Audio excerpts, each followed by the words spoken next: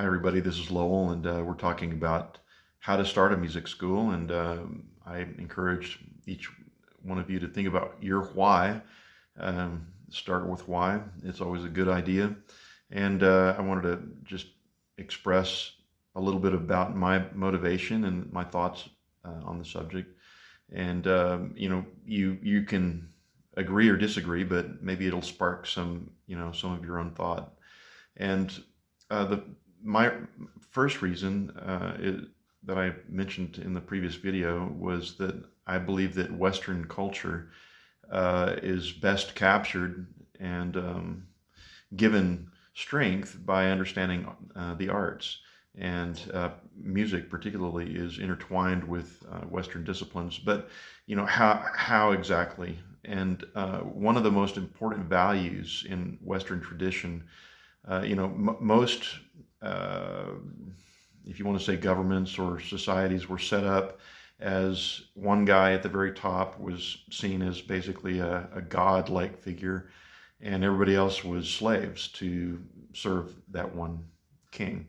What was different in Western tradition was the value of each individual person, and that concept was developed over quite a long time, ending here in America.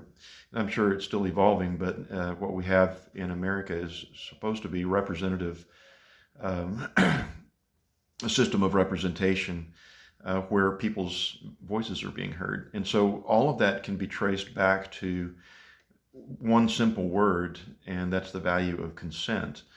And so where does that value come from? And you can trace that value back to um, uh, the Bible, the Judeo-Christian tradition, if you want to call it that, that each person is made in the image of God. Each person has value, and so that's a that's a consistent theme throughout Western culture, is that each person is made in God's image, and therefore each person has a voice, and therefore each person's thoughts have value. And in order for us to move forward, it's not going to be by military, stick, whacking people on the heads, but it's going to be based upon communication and conversation. And so, one of the most important values in Western civilization that's missing, in my opinion, or that it's not missing, but we're in danger of losing, is the capacity to listen to each other and the capacity to work with each other, and, if you will, make music together. And so my value for our music school, Dulce School of Music, is, and I start all of my articles out basically with this idea, is that music is more than sound. Music is relationships. And you really cannot have relationships when you're sitting in front of a computer creating your digital audio workstation, and you're creating this beautiful music. Well, I guess you can have a relationship with yourself. You say, wow, that sounds beautiful, I made that. But when music starts, in my opinion, when you share that, and when you give others an opportunity to either collaborate or to respond to that. And that's really, that dynamic is seen very wonderfully in classical music with the symphony orchestra or chamber music, where you have multiple players. A symphony orchestra can have anywhere from 60 to 80 people sitting on the stage playing together. And what happens is that each person, in order for that to happen well and for that to work well, each person has to come and be responsible for their own part, but they also have to listen to their stand partner. They have to listen to their section. They have to listen to all the different sections that are going on. They have to be observant to the inspiration and the direction of the conductor. They have to be aware of the audience's response. And so it's a moment by moment awareness, a symbiotic awareness of listening and of consent with each other.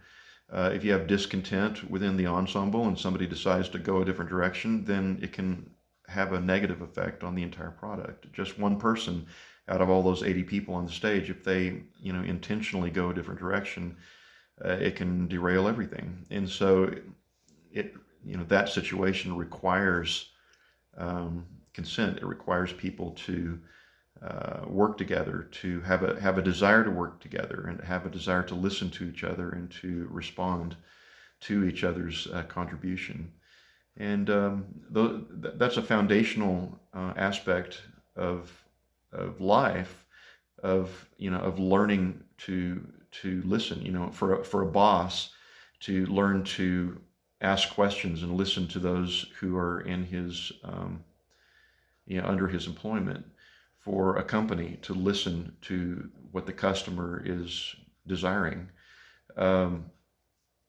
For a leader not to come in, a political leader not to come in militaristically and demanding his way, or if somebody disagrees with them, then they are excommunicated out of the country or killed, as it is in a lot of countries.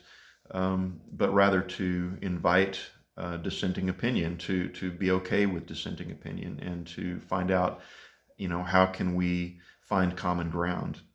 And that's, when you teach music lessons, you're teaching personal disciplines and all sorts of things, and I'll get into some of those other things. But the core of the value of what I hope to achieve in this music school is for students to, once they become responsible for their own contribution and their own playing, to learn how to work with each other and to learn how to listen to one another, and to, basically, another great word is empathy, to be empathetic and to understand the value of somebody else's contribution. That's perhaps the highest priority, or at least at the very top of the priorities of my music school. And maybe that thought helps you. That's something that's valuable to me.